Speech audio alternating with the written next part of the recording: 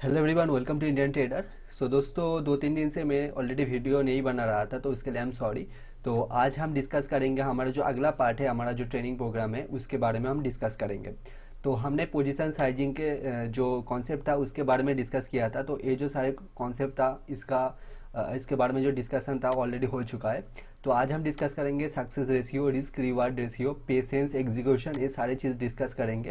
And जो strategy होगा वो होगा अगले वीडियो में, जो कि मेरे ख्याल से कल ही आने वाला है। ठीक है, तो सिंपल जो स्ट्रैटेजी हम बनाएंगे वो कल हम इसके बारे में डिस्कस करेंगे। एंड आज जो चीज़ें होंगे हम ये सारी चीज़ आज डिस्कस करेंगे।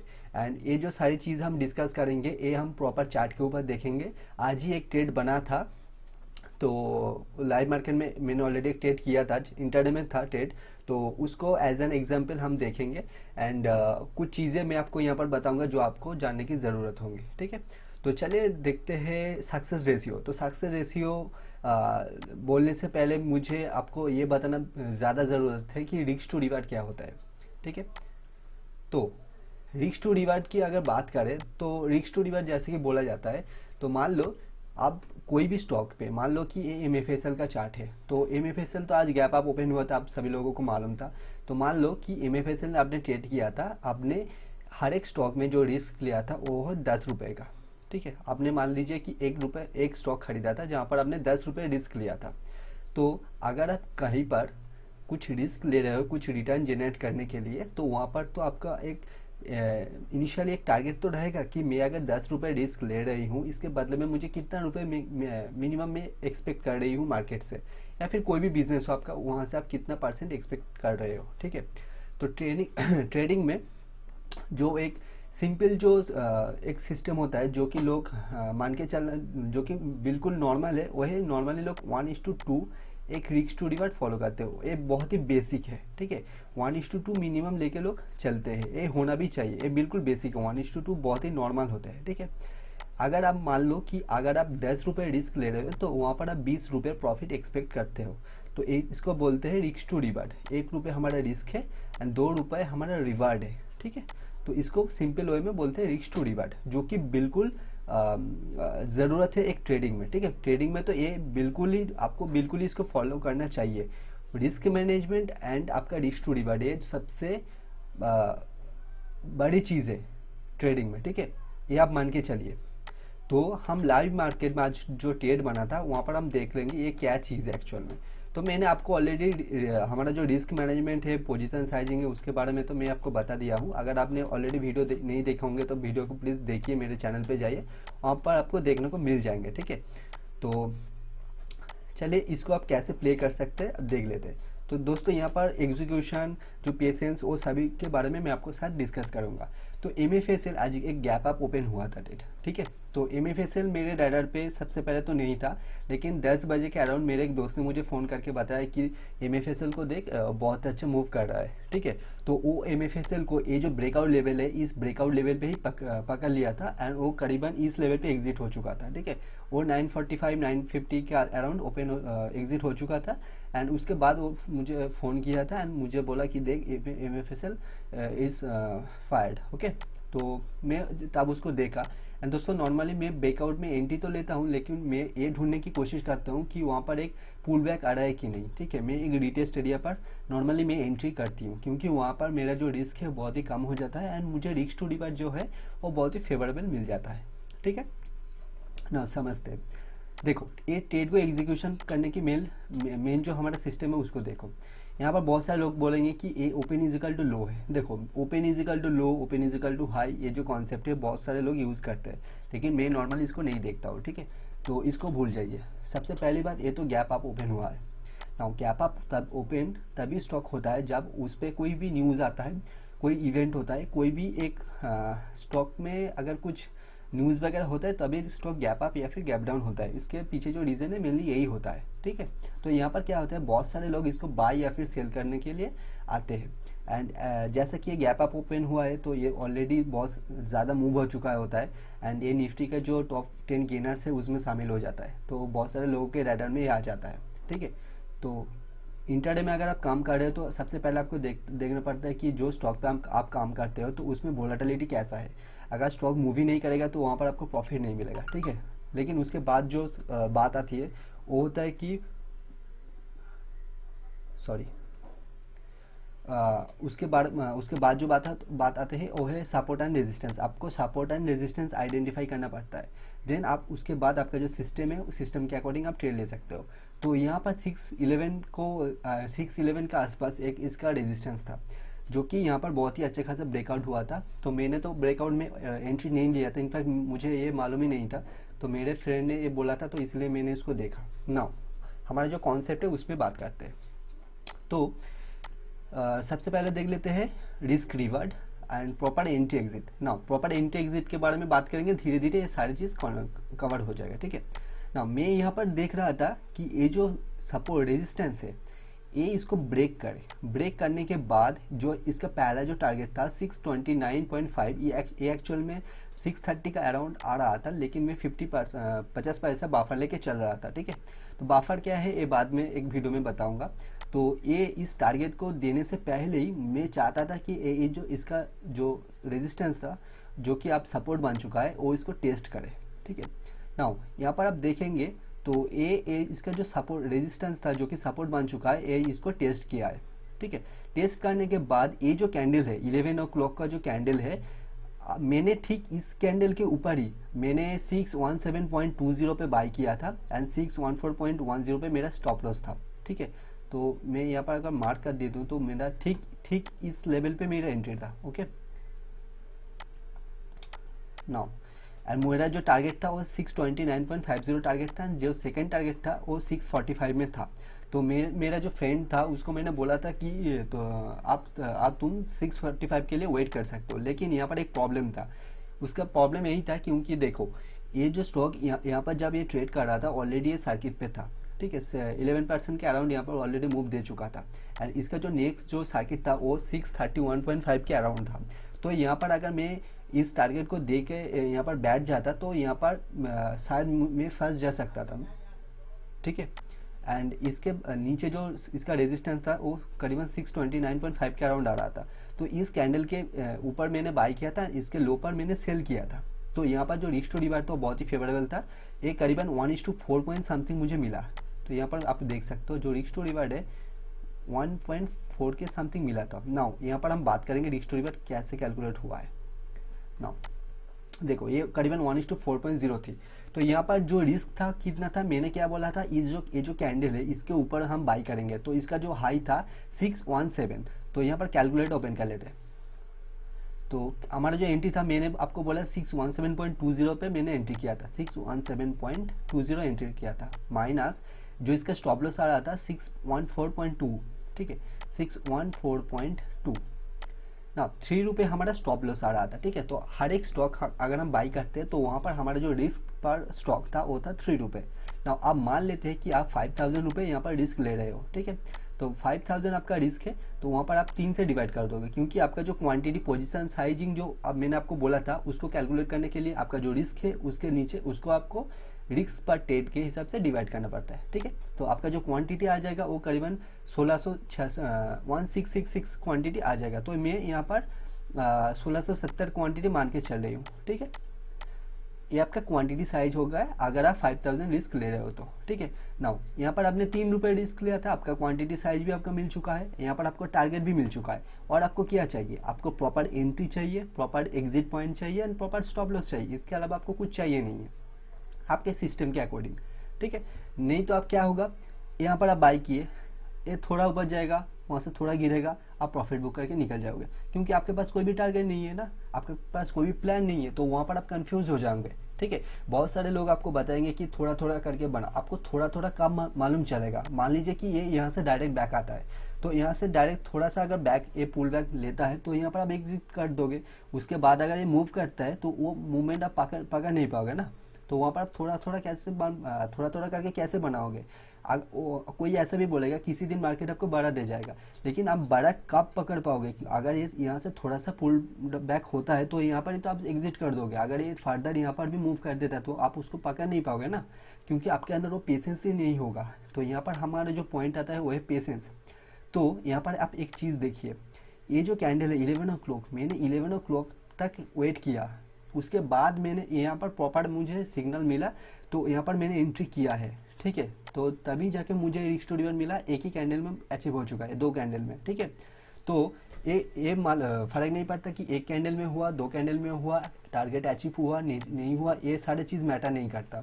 मेरे पास एक प्रॉपर प्लान था, मुझे एंट्री प्राइस मालूम था, सॉरी, मुझे स्टॉप लॉस मालूम था, मेरा जो रिस्क वो मुझे मालूम था, क्वांटिटी साइज सारी चीज़ मालूम था, टारगेट मालूम था, मैंने एंट्री किया, टारगेट मिला, बस हो चुका है, ठीक है।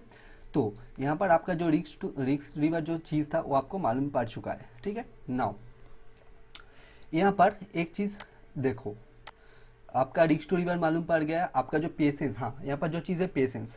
ना यहाँ पर ट्रेड लेने के बाद बहुत सारे लोग क्या करेगा, यहाँ पर पेशेंस वेट नहीं कर पाता है, क्यों, उसको पैनिक आ जाता है कि यहाँ से क्या होगा, घूमेगा नहीं घूमेगा। ये आपको बिल्कुल नहीं करना है, आपका जो इमोशन है उसको आपको कंट्रोल में लाना पड़ेगा। इमोशन कंट्रोल सबसे दोस्तों क्या बोलूँ, सबसे टफ पार्ट है इस ट्रेडिंग करियर में। आपका जो इमोशन है सबसे सबसे टफ पार्ट है, जो कि आप बिल्कुल अवॉइड कर ही नहीं सकते। आप कितने ही बड़े ट्रेडर हो ना जाओ, शायद अगर आप बड़े ट्रेडर हो तो आप कर पाओगे, लेकिन मैं तो हमेशा कर नहीं पाता हूँ। इनफैक्ट मेरा इमोशन जो है ये मेरा भी एक प्रॉब्लम है, ठीक है। तो मैं धीरे धीरे उसके ऊपर काम कर रही हूँ, एंड आई होप वो धीरे धीरे पूरा तो ख़त्म नहीं होगा, लेकिन नेग्लिजिबल जो पॉइंट होगा मैं वहाँ पर लेकर आ जाऊँगा, ठीक है। तो यहाँ पर आपको इमोशन क्यों लाना पड़ेगा, क्योंकि यहाँ पर आपको एक प्रॉपर सिस्टम है, आपका रिस्क मैनेज है, आप कितना रिस्क ले रहे हो वो आपके हाथ में है। तो यहाँ पर आपके इमोशन आना इतना लाजमी नहीं है ना, क्योंकि इमोशन कब काम आता है। मान लीजिए कि यहाँ पर आपने बड़े क्वांटिटी उठा लिया है, आपको नहीं मालूम ये जाएगा कि नहीं जाएगा, अगर आपका स्टॉप लॉस जाता है तो आपका कैपिटल का एक बड़ा पार्ट ड्रॉ डाउन हो जाएगा, तो वहाँ पर आपका इमोशन बहुत ही ज़्यादा आपके ऊपर हावी होगा ना।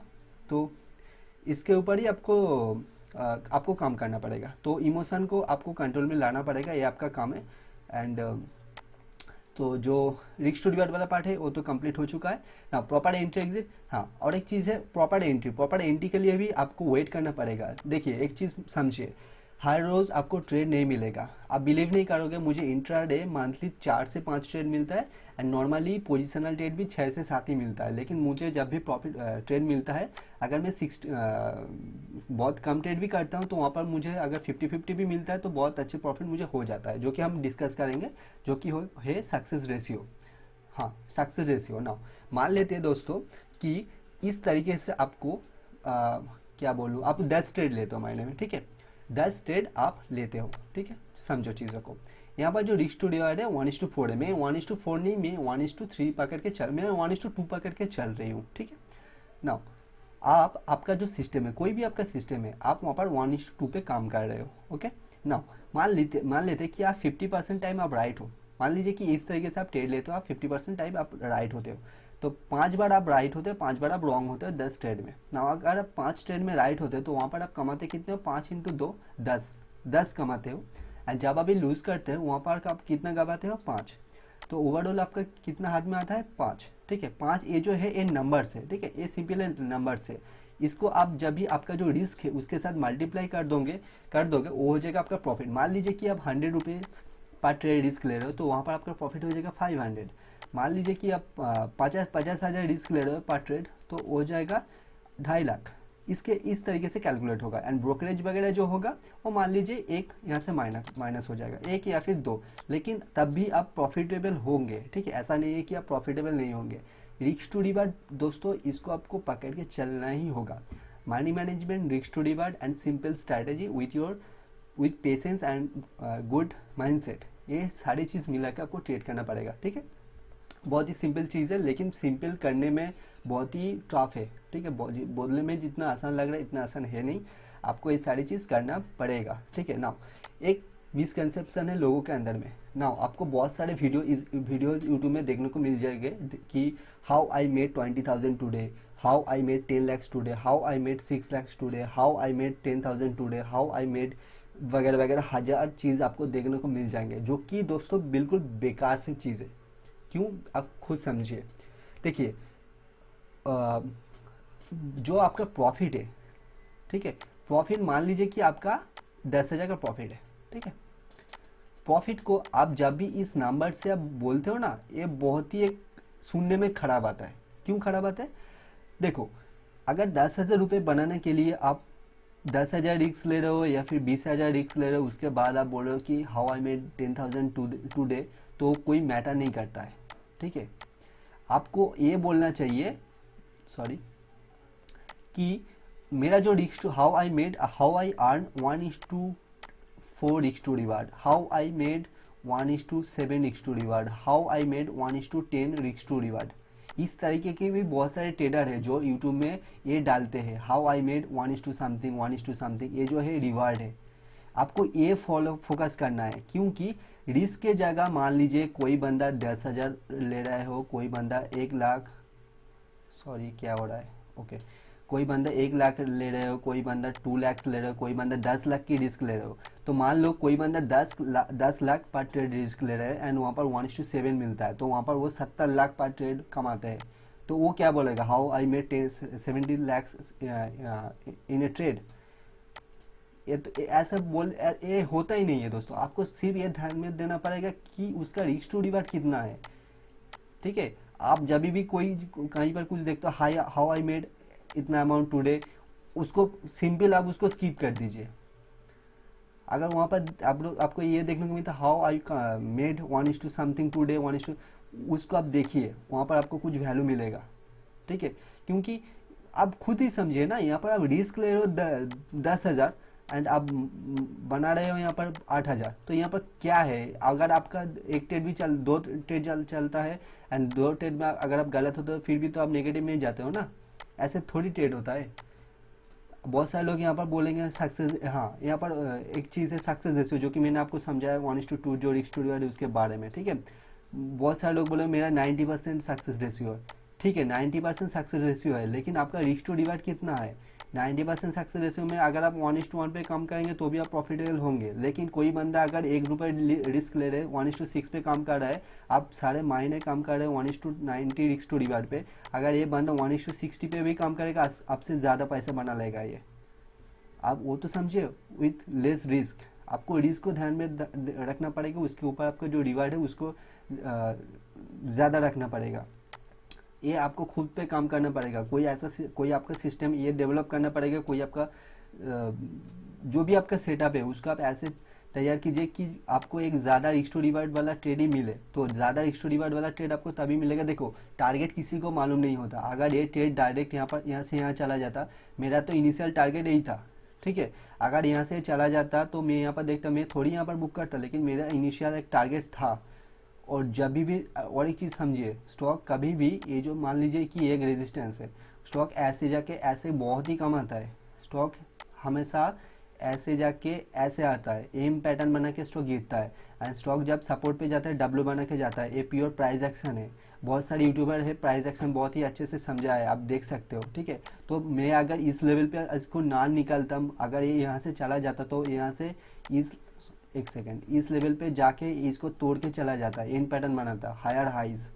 ये सिंपल लॉजिक से, अगर ये इसको यहाँ से ये ब्रेक हो चुका, मतलब कि देखो ये एम बना चुका है, देखो पैटर्न को समझो, सारा खेल यही है, सपोर्ट रेजिस्टेंस एंड पैटर्न, और कुछ है नहीं। देखो अगर आप टेक्निकल देखते तो बहुत सारे लोग ये 1000 चीज़ें लगा देते हैं, लेकिन सिंपल चीज़ों को समझो। यहाँ पर रेजिस्टेंस था, यहाँ पर गया, ब्रेक नहीं कर पाया, दीवार था, सेकंड बार गया, जो मिडिल था ब्रेक किया एंड बूम यहाँ से यहाँ पर चलाया। नेक्स्ट जो इसका सपोर्ट था जहाँ से गिरा है गया है वहाँ पर आ चुका है। देखो यहाँ पर अगर यहाँ पर भी आप शॉर्ट करते हो ना, तभी इस लेवल पर आपको प्रॉफिट मिल चुका होता है। देखो, लेकिन इसको आपको शॉर्ट नहीं करना है, क्योंकि क्या होता है, मार्केट अगर कोई अप ट्रेंड में है तो यहाँ से डायरेक्ट आता तो है, लेकिन बहुत सारे टाइम क्या होता है यहाँ से डायरेक्ट ऊपर चला जाता है।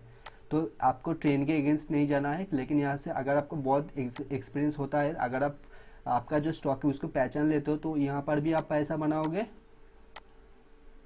एंड यहाँ पर भी आप पैसा बनाओगे। और एक एग्जांपल मैं आपको देता हूँ, आईजीएल के एग्जांपल देता हूँ मैं आपको। देखो आईजीएल में 2-3 दिन, हाँ ये जो ट्रेड था, देखो आईजीएल में मेरे ख्याल से इस लेवल पे 416 में एक रेजिस्टेंस था नीचे से, एंड इस लेवल के अराउंड 421 पॉइंट समथिंग, हाँ इस लेवल पे एक यहाँ पर सेकेंड रेजिस्टेंस था। तो मैंने ये ट्रेड मिस किया था।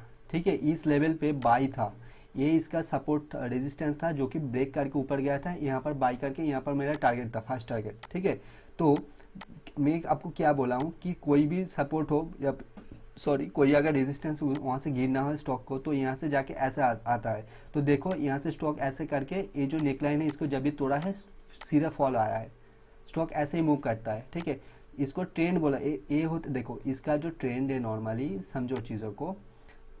आप ट्रेंड में क्या होता है, हाई राइज, सॉरी मेरा ड्राइंग दोस्त इतना अच्छा नहीं है इसलिए ऐसा हो रहा है, high rise and low. Down trend में क्या होता है, लोअर लोज। ठीक है, ये चीज़ होता है, आपको सिंपल चीज़ें मालूम है। नाउ यहाँ पर क्या बना था, हाई राइज। ठीक है, अब यहाँ से डाउन अप ट्रेंड जाता है, डाउन ट्रेंड जाता है, ऐसे करके जाता है। तो यहाँ पर अगर रेजिस्टेंस मिलता, अगर यहाँ पर रेजिस्टेंस है मान लो, तो यहाँ पर अगर रेजिस्टेंस है तो स्टॉक अगर इस यहाँ पर जाएगा तो इसको ब्रेक आप मार के यहाँ से ब्रेक करके यहाँ पर क्लोज देना चाहिए, फिर यहाँ पर इसको सपोर्ट लेके ऐसे जाना चाहिए। इसको तो आप ट्रेंड बोलते हैं ना। अगर ट्रेंड को रिवर्सल होना है तो यहाँ पर अगर सपोर्ट रेजिस्टेंस है, रेजिस्टेंस का अगर तोड़ नहीं पाता है तो यहाँ से ऊपर जाएगा। ठीक है, एक बार मारने की कोशिश किया, नीचे आएगा, फिर वहाँ पर मारने की कोशिश करेगा, लेकिन जब भी इस नेक लाइन को ब्रेक करेगा यहाँ से तेज़ी से फॉलो होगा। ठीक है, इसको आप भी डिफरेंट टाइम फ्रेम में भी देख सकते हैं। 15 मिनट में मैंने आपको दिखाया है, 15 मिनट में ही आपको देखना चाहिए अगर आप 10 साढ़े 10 बजे के बाद में ट्रेड कर रहे हो, क्योंकि 15 अगर आप 9 से 10 बजे के अंदर ट्रेड कर रहे हो तो वहाँ पर आपको 5 मिनट पे देखना चाहिए, क्योंकि वहाँ पर आप कंफ्यूज हो जाओगे अगर 10 बजे के बाद अगर आप 5 मिनट पे देखोगे, 10 साढ़े 10 बजे के, क्योंकि वहाँ पर जो प्राइस एक्शन है वो 5 मिनट में देखना थोड़ा सा टफ हो जाता है। मेरे लिए तो एटलीस्ट टफ हो जाता है। अगर आपको अच्छी तरह से आता है तो आप कर सकते हो। एंड दूसरा जो चीज़ कर सकते हो, यहाँ पर आप इंडिकेटर की मदद ले सकते हो या फिर ट्रेंड लाइन की मदद ले सकते हो। वो कैसे, देखो मैं आपको स्ट्रैटेजी भी एक शेयर कर देता हूँ, बहुत ही अच्छी चीज़ है दोस्तों। देखो यहाँ पर सिंपली इसको मार्क कर दो। जब भी ट्रेंड लाइन को देखो, एक तो चीज़ आपको मालूम है, trend is your friend until it bends. Okay, यहाँ से ये ट्रेंड लाइन को ब्रेक करके नीचे क्लोज देता है। ये जो कैंडल है क्लोज दिया, ये जो हाई कैंडल है यहाँ पर स्टॉप लॉस डालो। देखो टारगेट अचीव, यहाँ पर रिस्क टू रिवर्ट कितना मिला, 1:16 का टारगेट था। मैंने आपको कितना बोला, 16, हाँ इस लेवल पे। तो ये हमारा एंट्री हो जाता। मान लो यहाँ पर क्लोज दिया, आप इस लेवल पे एंट्री किया हो। सिंपल सा स्ट्रैटेजी था। मैं इसको निकाल देती हूँ, नहीं तो आप कंफ्यूज हो जाओगे। ओके, तो सिंपल ट्रेंड लाइन को भी हटा देता हूँ। ठीक है, यहाँ पर आपका रिस्क टू रिवर्ट कितना आता है देखते हैं, 1:2.4। ठीक है, बहुत ही सिंपल चीज़ है। तो ये सिंपल सा स्ट्रैटेजी है। मान लो देखो सपोर्ट रेजिस्टेंस को कैसे ट्रेड करना है। मान लो कि ये आपका सपोर्ट, आपको पहले आइडेंटिफाई करना पड़ेगा आपका सपोर्ट और रेजिस्टेंस आपको। और एक बात दोस्तों, हमेशा जो स्ट्रॉन्ग सपोर्ट है वहाँ से आपको बाई करना है। ठीक है, स्ट्रॉन्ग सपोर्ट ये ध्यान में रखना। मैं यहाँ पर अगर इसको ब्रेक करके यहाँ से ऐसे करके मूव होता तो यहाँ पर चांस बहुत ही कम है, यहाँ पर आपका प्रॉफिट होता। यहाँ पर स्टॉप लॉस हिट करके ये जा सकता था।